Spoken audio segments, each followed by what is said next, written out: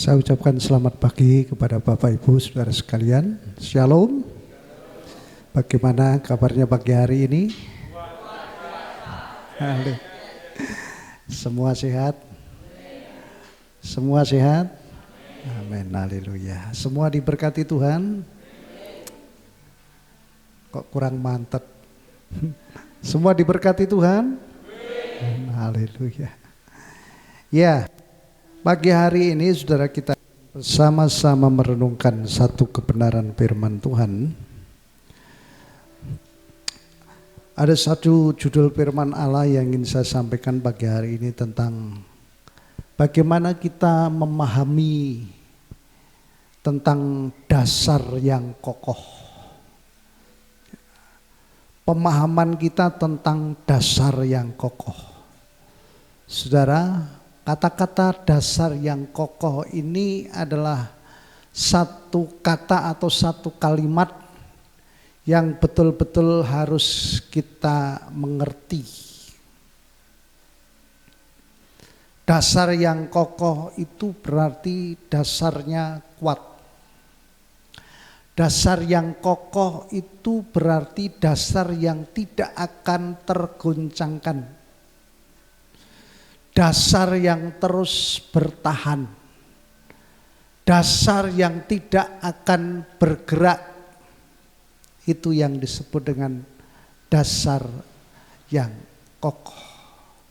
Saudara, menjadi orang Kristen bukan hanya sekedar Anda percaya, kita percaya kepada Tuhan Yesus Kristus, lalu nanti kalau kita mati masuk surga. Ya.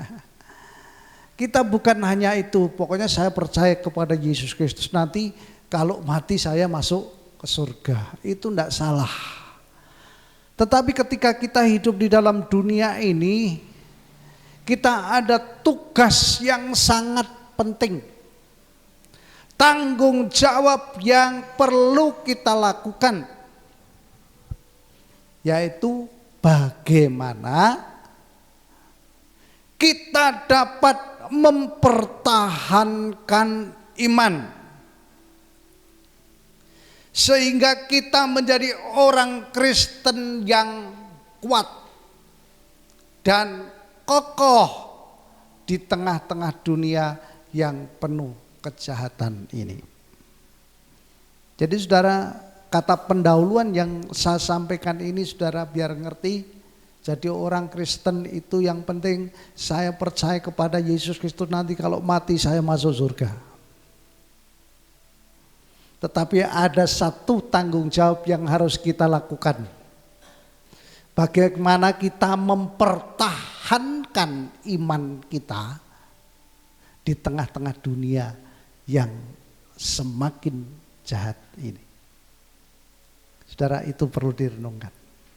Bagaimana mempertahankan iman kita, mempertahankan percaya kita kepada Yesus Kristus di tengah-tengah dunia yang jahat ini.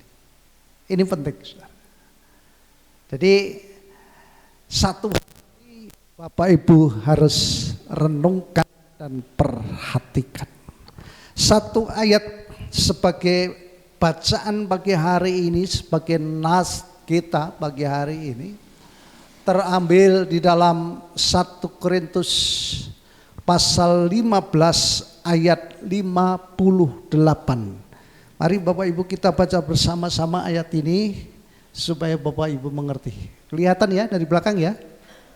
Oke. 1 Korintus 15 ayat 58.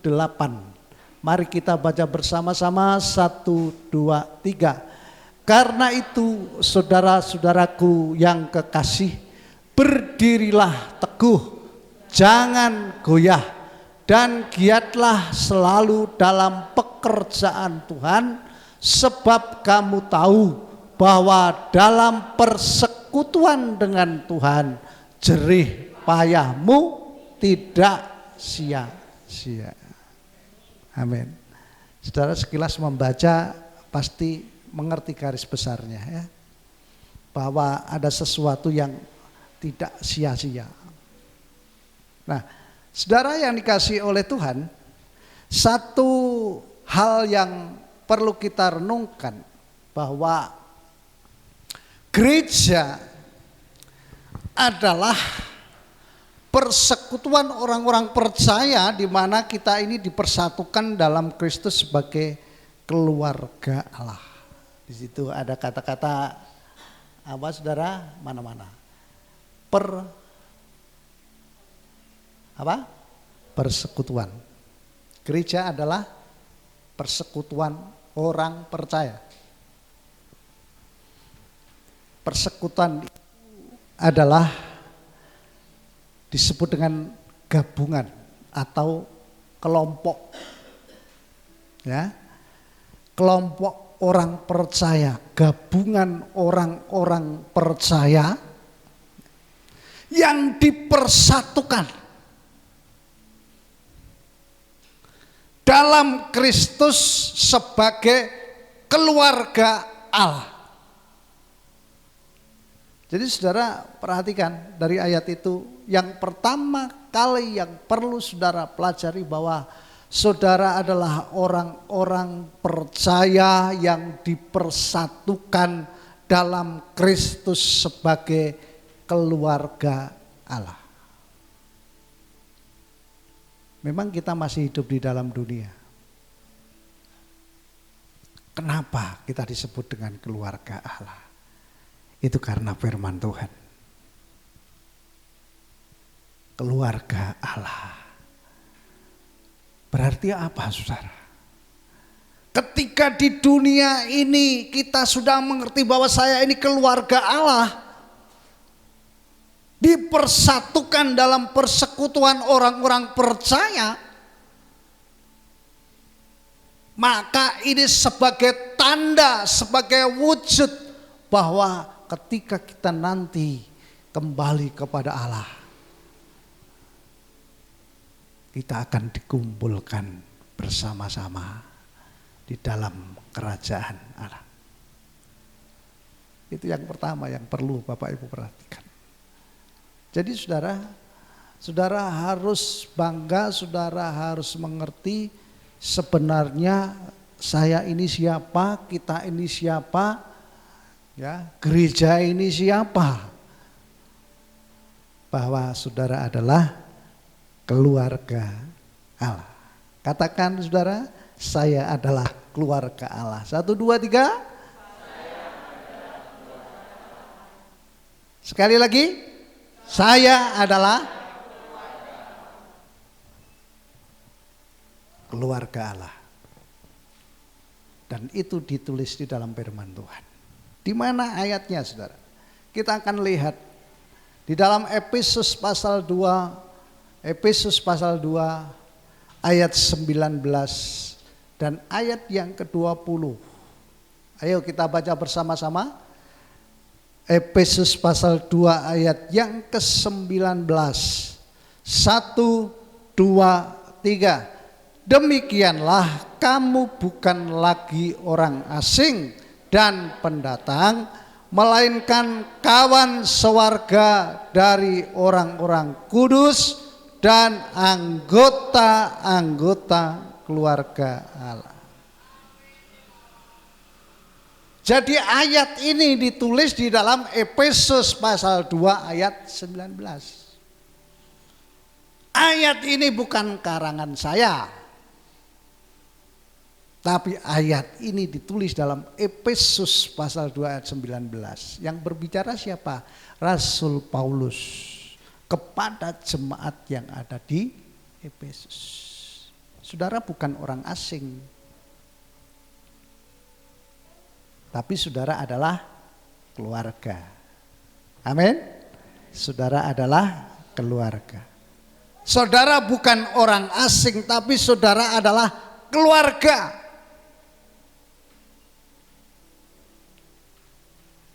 Saudara, ini sesuatu yang sangat luar biasa. Saya manusia seperti ini, banyak salah, banyak pelanggaran, banyak kesalahan, banyak kejahatan mungkin. Tetapi saudara, ketika kita ini sudah masuk menjadi orang-orang percaya kepada Yesus Kristus, kita ini bukan orang asing lagi. Kita adalah anggotanya. Kata-kata anggota itu berarti terdaftar, tertulis.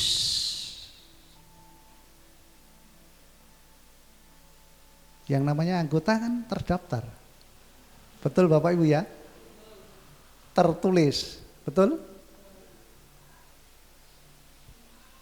Setiap orang yang percaya kepada Yesus, bertobat kepada Yesus Kristus, namanya tercatat di dalam buku kehidupan.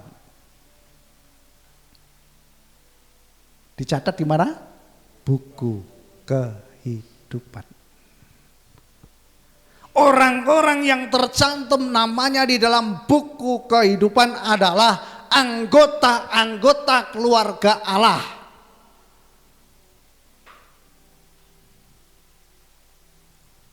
Dan nama-nama itu yang akan membawa hidup kita nanti menempati kerajaan surga. Karena ada kata ayat firman Allah yang berbicara seperti ini. Bagi nama-nama yang tidak tercatat di dalam kitab kehidupan. Oh, perhatikan saudara. Nama-nama yang tidak tercatat di dalam kitab kehidupan, dia tidak berhak masuk dalam kerajaan surga. Dan sekarang saya kasih tahu saudara. Saudara harus pertahankan di dalam hidup saudara menjadi anggota keluarga Allah. Jangan sampai kita kehilangan persekutuan ini. Jangan sampai kita terhilang dari keluarga Allah. Kalau terhilang, saudara akan rugi.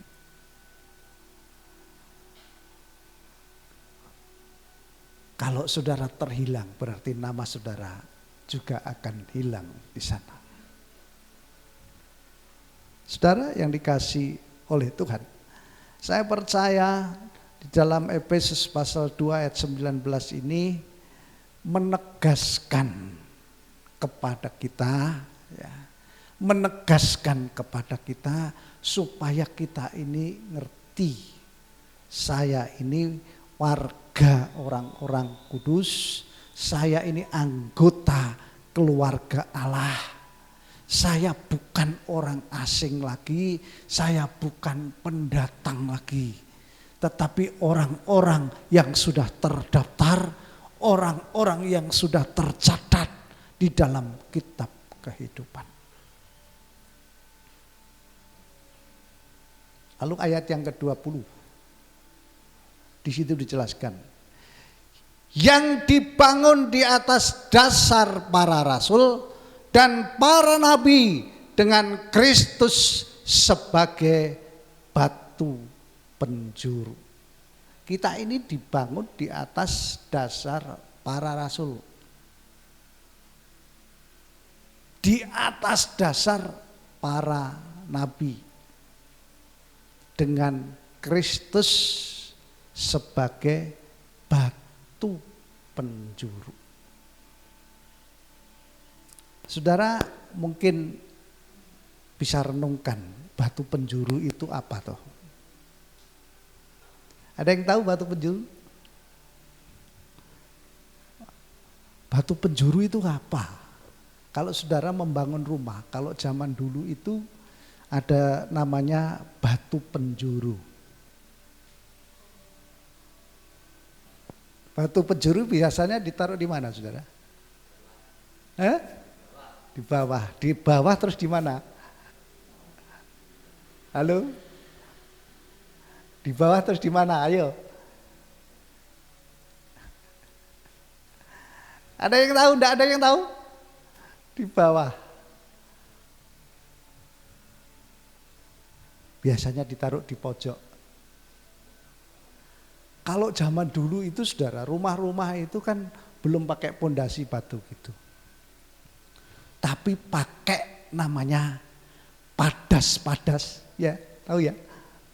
Padas zaman dulu daerah tempat saya itu banyak padas yang baik, padas yang enggak gampang pecah. Untuk ganjel, ya, untuk dasar daripada rumah. Kalau dulu rumahnya itu bukan tembok begini, saudara.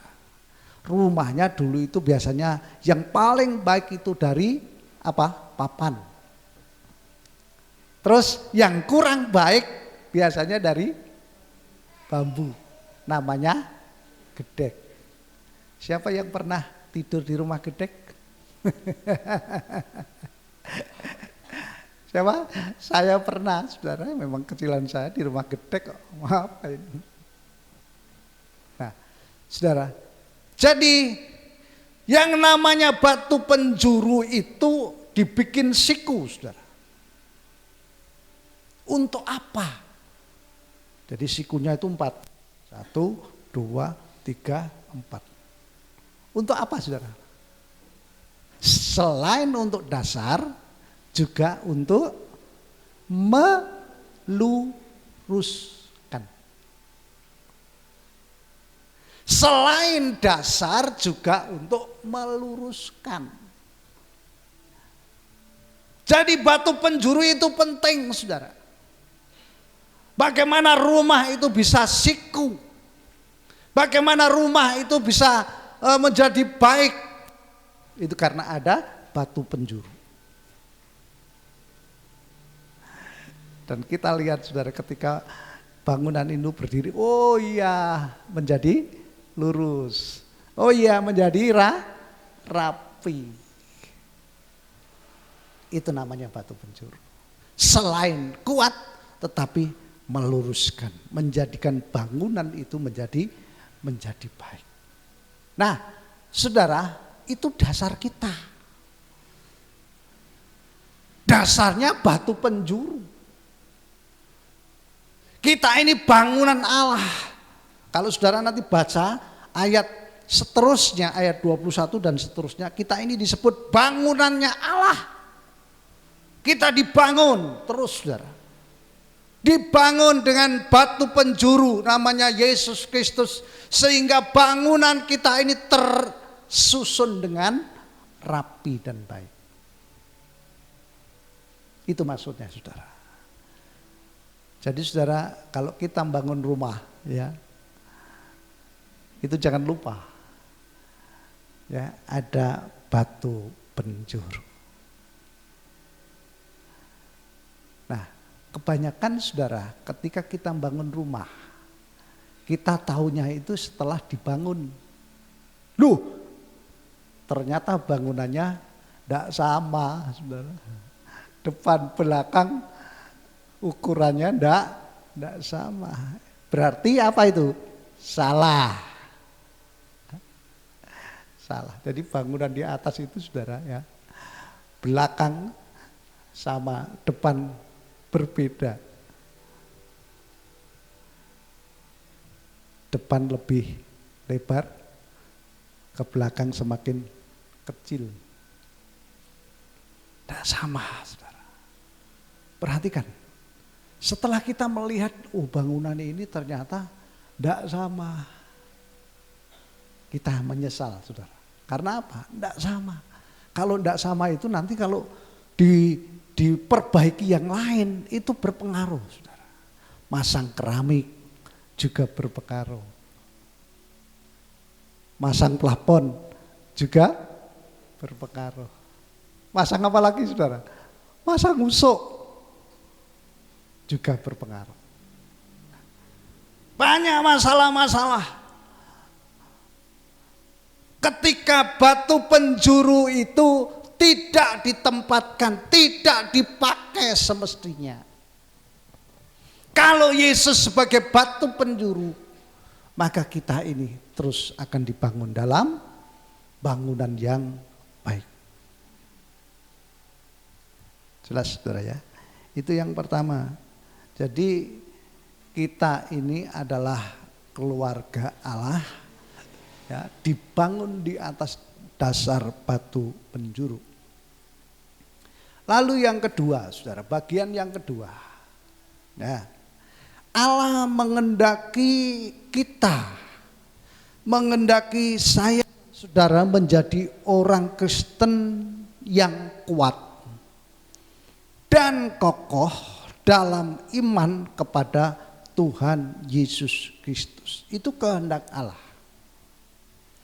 Allah mengendaki saudara menjadi orang Kristen yang kuat dan kokoh dalam iman. Kuat dan kokoh dalam iman. Perhatikan saudara. Itu kehendak Allah, itu kehendak Tuhan. Tuhan mintanya saudara itu harus menjadi orang Kristen yang kuat dan kokoh di dalam iman. Kuat dan kokoh. Ingat, kuat dan kokoh. Tadi sudah dikatakan yang namanya kuat dan kokoh itu tidak tergoncangkan. Kuat dan kokoh itu tidak bergeser. Ya, kalau di dalam perumpamaan yang disampaikan oleh Tuhan Yesus, rumah itu dibangun di atas batu dengan rumah yang dibangun di atas pasir. Itu sebagai perumpamaan Yesus memberikan perumpamaan kepada setiap muridnya pada waktu itu. Apa artinya? Kalau rumah dibangun di atas batu, ya, ketika ada hujan, ketika ada badai, ketika ada angin, ketika ada banjir, rumah itu tetap kuat karena dasarnya batu. Tapi saudara, rumah yang dasarnya pasir, ketika ada banjir, ketika ada angin, ketika ada badai, saudara, rumah itu pasti roboh. Karena apa? Tidak ada kekuatan. Ya, pasir itu gampang bergeser, saudara. Kena air, hujan, pasti apa saudara? Dia akan kentir. Ya, dia akan kentir. Itu pasir. Tetapi batu, ada hujan, ada badai, dia tetap tidak akan bergerak. Karena dasarnya batu. Itu yang diminta oleh Tuhan. Jadi saudara, menjadi orang Kristen harus kuat di dalam iman. Harus kokoh dalam iman. Oke. Lukas pasal 2 ayat yang ke-40. Ayo kita baca bersama-sama. Lukas pasal 2 ayat yang ke-40. Kita baca bersama-sama 1, 2, 3.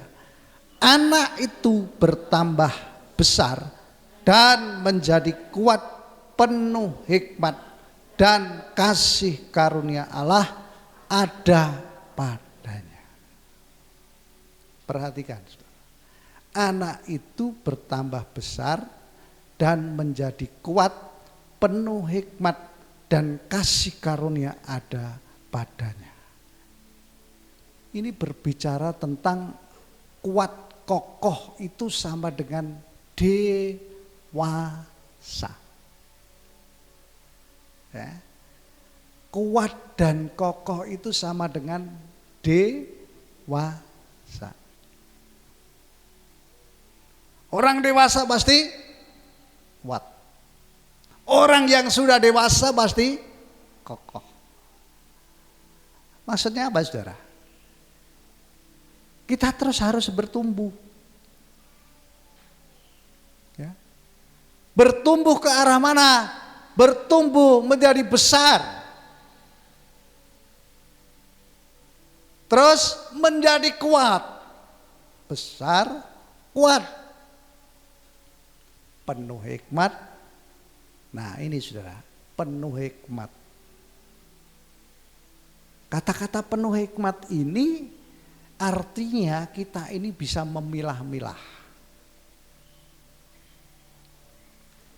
Kalau orang dewasa bisa memilah-milah.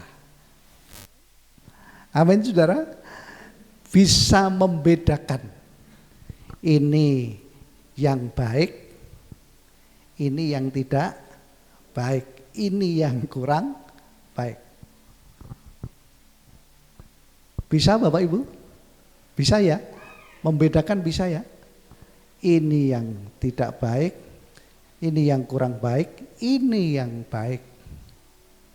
Saudara, menjadi orang yang kuat, menjadi orang yang dewasa, hidupnya akan dipenuhi dengan hikmat Tuhan supaya tidak keliru ketika kita ini berjalan, melakukan segala sesuatu tidak keliru.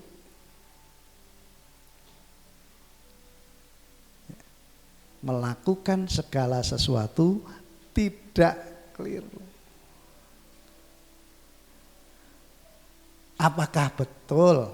Apakah benar yang kita lakukan itu tidak keliru? Saudara pasti akan mengerti.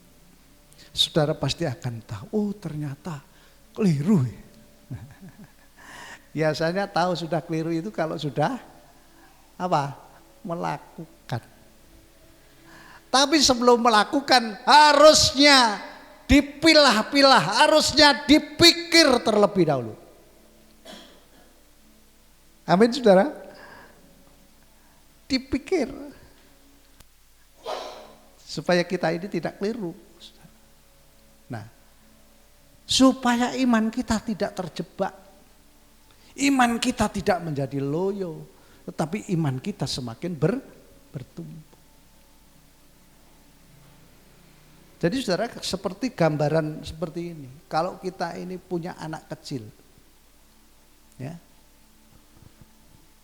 Mungkin seorang ibu waktu di dapur, ketika di dapur itu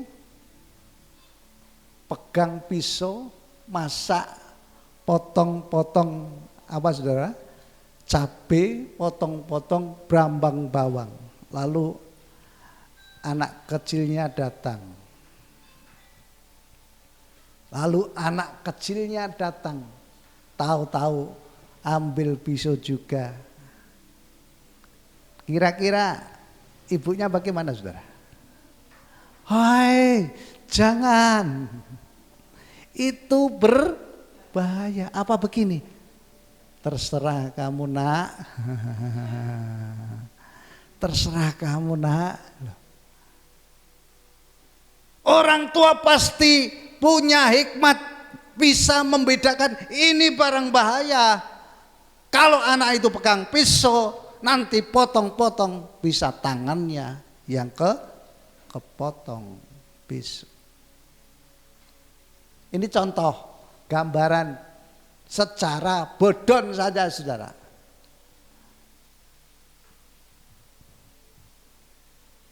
Arah kita adalah menjadi besar, arah kita menjadi kuat dan dipenuhi dengan hikmat.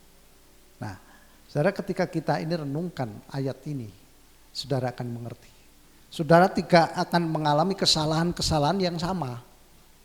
Karena apa? Kesalahan-kesalahan itu sebenarnya sangat menyakitkan kita. Bisa membuat kita berkatnya tertunda karena kesalahan. Ya saudara, kesalahan-kesalahan kita membuat berkat Tuhan, pertolongan Tuhan tertunda. Oke, lalu saudara kita lihat dulu. Di dalam Lukas pasal 11 ayat 21, bagaimana kita ini menjadi kuat? Bagaimana kita ini menjadi kokoh? Lukas 11 ayat 21. Yuk, kita baca bersama-sama Bapak Ibu. 1, 2, 3. Apabila seorang yang kuat dan yang lengkap bersenjata menjaga rumahnya sendiri, maka amanlah segala miliknya. Ternyata orang yang kuat itu dilengkapi dengan senjata.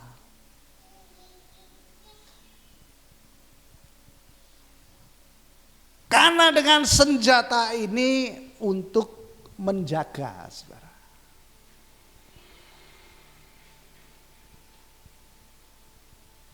Mungkin saudara bisa renungkan. Senjata itu ternyata bermanfaat. Tentara tanpa senjata, bagaimana saudara? Bisa kuat enggak? Senjata itu membuat kuat. Polisi tanpa senjata tidak akan kuat.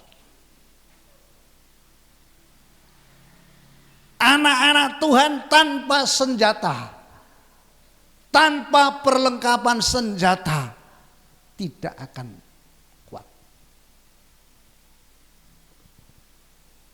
Nah, senjata kita apa? Panah. Senjata kita apa? Pistol. Saudara, mari kita akan belajar bagaimana mengenal senjata rohani yang ada di dalam hidup kita yang harusnya kita pakai terus, saudara, untuk membuat hidup kita ini aman. Kalau pegang ini aman, kalau pegang senjata ini aman. Ya. Efesus pasal 6 ayat 10 dan ayat 11. Ya. Baca bersama-sama 1, 2, 3. Akhirnya jadilah. Ayo.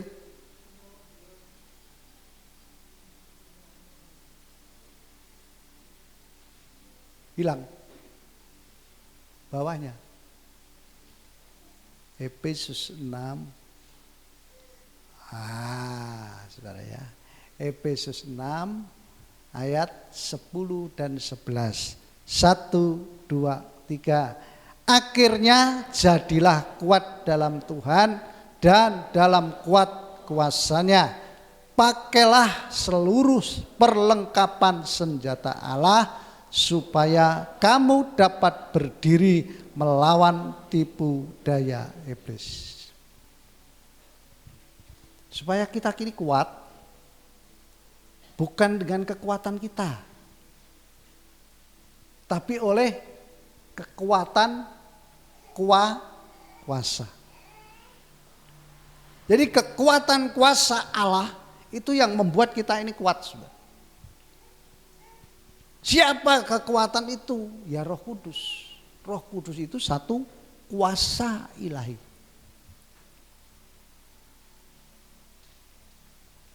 Roh Kudus itu Allah sendiri.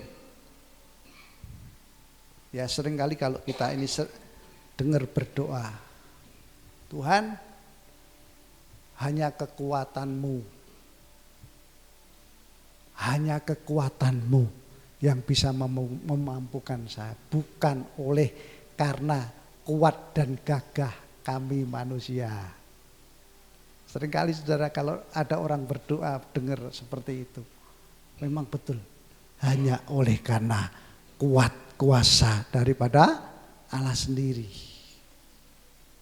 Kalau kita pakai kuasa Tuhan sebagai senjata perlengkapan hidup kita, maka kita akan mampu, kita akan sanggup melawan tipu daya iblis. Sanggup melawan. Kalau punya senjata, sanggup melawan. Amin. Kalau tidak punya senjata, bagaimana? Lari saja. Saudara akan kepirit-pirit. Saudara akan takut. Ya. Kalau tidak punya senjata, pasti kita kalah, sudah.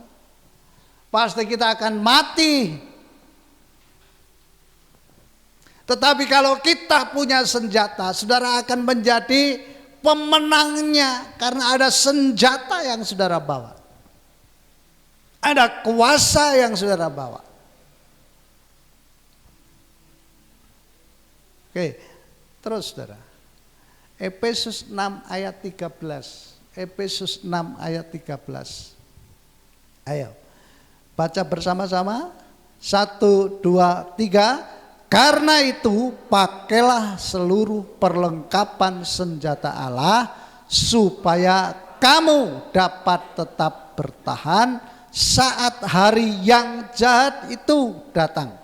Dan setelah semuanya selesai, kamu tetap berdiri. Kalau saudara pakai senjata Allah, saudara dapat bertahan. Jelas itu saudara. Selain tadi dapat melawan, juga dapat bertahan. Sehingga saudara tetap berdiri kuat dan berdiri kokoh. Ini kebenaran firman Tuhan yang harus saudara mengerti. Karena musuh-musuh kita, ya, dalam penjelasan firman Allah di dalam Efesus pasal 6 sebelumnya saudara, ayat-ayat yang pertama. Musuh kita ini bukan melawan apa? Darah dan daging.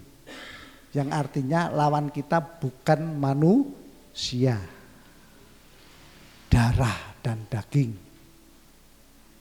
Tapi musuh kita adalah penguasa. Roh-roh yang ada di udara. Penghulu-penghulu, pemerintah-pemerintah, roh-roh jahat yang ada di udara. Jadi musuh kita ini roh. Ada roh yang kecil, ada roh yang besar. Kekuatannya terus saudara. Yang paling besar adalah siapa? Rajanya roh, iblis. Itu bosnya, penguasa. Nah, perhatikan saudara, itu musuh kita. Kalau saudara dengar roh-roh yang ada di udara, berarti di sekeliling kita ini ada penguasa-penguasa yang namanya roh-roh jahat. Ya saudara, perhatikan. Ada tempat-tempat, makanya saudara perhatikan. Ada tempat-tempat yang wingit. Ada rumah-rumah yang wingit. Ada rumah-rumah yang oleh siapa? Roh-roh kegelapan. Loh, apa betul? Betul. Karena roh jahat itu roh, dia punya tempat-tempat yang dihuni. Kalau rumah, ya contoh saja rumah yang tidak pernah dihuni, apalagi tidak pernah dinyalakan lampunya, itu kesenangannya dari roh jahat. Yang gelap-gelap itu roh jahat senang. Tapi kalau rumah itu terang, roh jahat tidak akan datang. Nah, perhatikan saudara. Ada tempat-tempat yang wingit. Sebenarnya yang menjadikan itu ya manusia sendiri. Kalau tempat-tempat itu dipuja-puja, wah saudara sudah sampailah. Roh-roh jahatnya, roh-roh setannya ada di situ. Nah, saudara yang dikasihi oleh Tuhan, mari kita pakai perlengkapan senjata itu. Supaya kita ini dapat bertahan. Ya, juga dapat melawan. Lalu kita tetap berdiri kokoh. Sebenarnya apa perlengkapan senjata Allah? Wujudnya apa? Bentuknya apa? Modelnya apa? Yang pertama, saudara, kita akan lihat di dalam Efesus pasal 6 ayat 16. Nah, Ini perlengkapan Allah yang pertama, namanya perisai apa? Perisai iman. Perisai iman. Ayo kita baca bersama-sama. 1, 2, 3. Dalam segala hal ambillah perisai iman untuk kamu dapat memadamkan semua panah api dari si jahat. Perisai itu apa, saudara? Ada yang tahu? Tameng. Nah, ternyata iman itu ada tameng. Perisai iman. Jadi kalau ada panah api si jahat tidak akan menembus kita. Perisai iman itu untuk melindungi, untuk menjaga kita dari serangan-serangan yang dilakukan oleh iblis. Perisai iman. Maka kalau saudara percaya kepada Yesus, harus sungguh-sungguh saudara percaya. Bukan hanya biasa-biasa, tapi saudara harus sungguh-sungguh. Kalau saudara sungguh-sungguh percaya kepada Yesus, maka perisai iman itu terus ada di dalam hidup kita, saudara. Perisai iman itu berbicara tentang kekuatan, tentang perlindungan, tentang keamanan kita karena perisai iman. Itu yang pertama. Lalu yang kedua, ayat 17, Efesus pasal yang ke-6 ayat 17. Yang kedua adalah apa, saudara? Firman Allah. Firman Allah. Baca bersama-sama ayat 17, 1, 2, 3. Ambillah ketopong keselamatan serta pedang roh, yaitu firman Allah. Firman Allah sebagai ketopong keselamatan dan pedang roh. Ada perlindungan. Ada senjata pedang. Jadi saudara, firman Allah itu wah, berarti ini senjata yang paling ampuh. Kenapa seringkali saya sampaikan firman Allah itu harus dihafal. Jadi saudara, ada firman-firman yang harus dihafal. Untuk apa? Supaya kita ini punya senjata. Saat-saat saudara mengalami kelemahan, ya, saat-saat saudara mengalami penderitaan, mengalami tekanan hidup, saudara masih bisa berkata, segala perkara dapat kutanggung di dalam Dia yang memberi kekuatan kepadaku.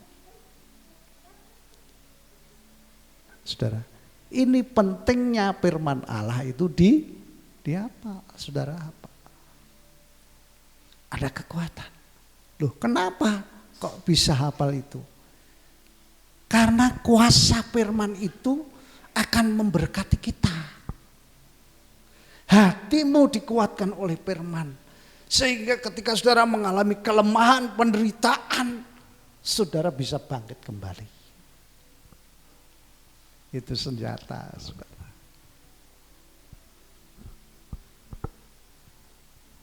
Jadi kita tidak cari kemana-mana. Carinya di dalam firman Tuhan. Kalau saudara mengalami, ini contoh saudara. Kok hidupku mengalami kekurangan-kekurangan. Kekurangan itu banyak hal, saudara. Bukan masalah makanan minuman saja. Ada ketidakberdayaan. Maka muncullah Matius 6 ayat 33. Bunyinya apa? Carilah dahulu kerajaan Allah dan kebenarannya, maka semuanya akan ditambahkan kepadamu. Pas. Jadi saudara tidak akan lemah. Saudara tidak akan jatuh. Karena apa? Firman Tuhan sebagai senjata. Jadi saudara, ini satu kebenaran yang sangat luar biasa.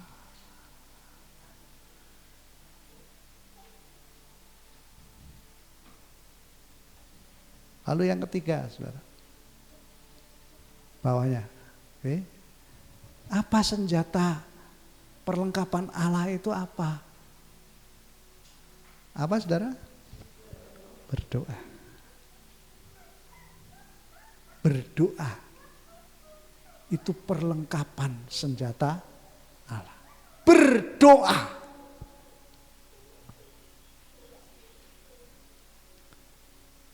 Berdoa itu mencurahkan apa yang ada di dalam hidup kita kepada Allah. Unek-unek hati batin kita curahkan kepada Allah. Bukan kepada siapa-siapa. Seringkali kita berdoa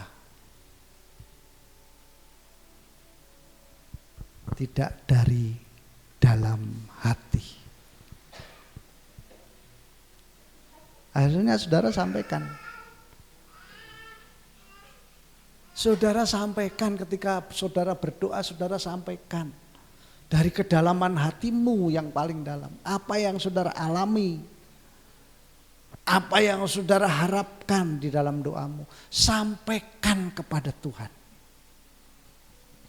Karena ini senjata.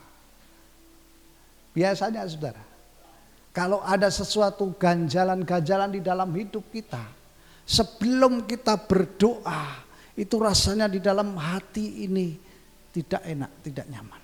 Tapi setelah saudara sampaikan kepada Tuhan, semua menjadi plong. Karena apa saudara? Kalau berdoa sudah sampaikan kepada Tuhan, itu urusannya Tuhan, bukan urusan kita.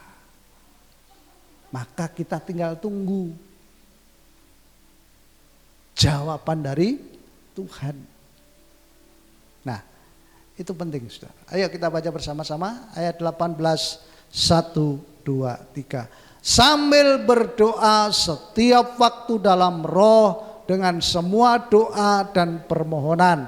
Dalam doamu itu berjaga-jagalah dengan segala ketekunan sambil menaikkan semua permohonan bagi semua orang.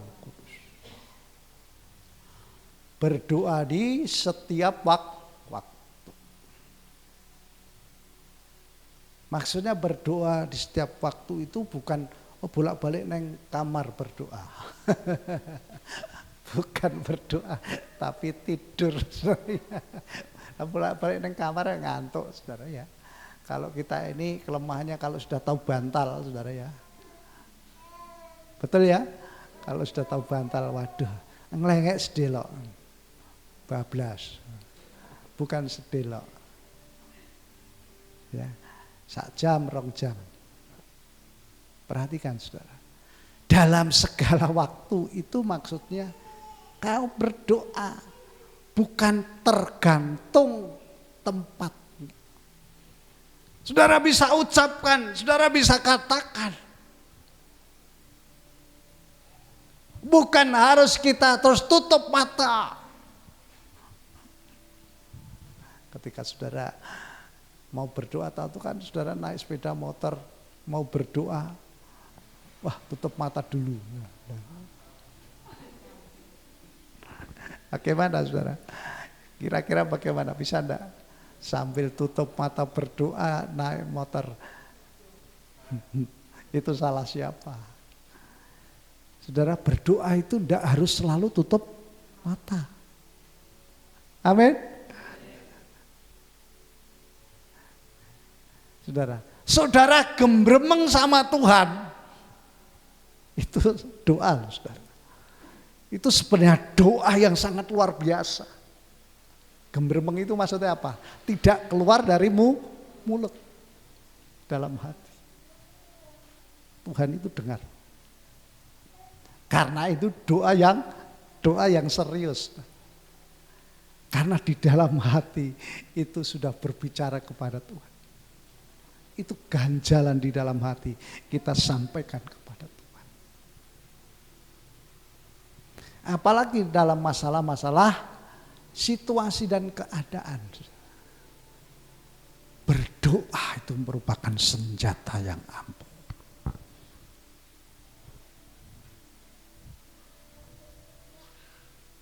Banyak orang mengerti, banyak orang mengakui bahwa doa-doanya orang Kristen itu doa yang penuh dengan kuasa.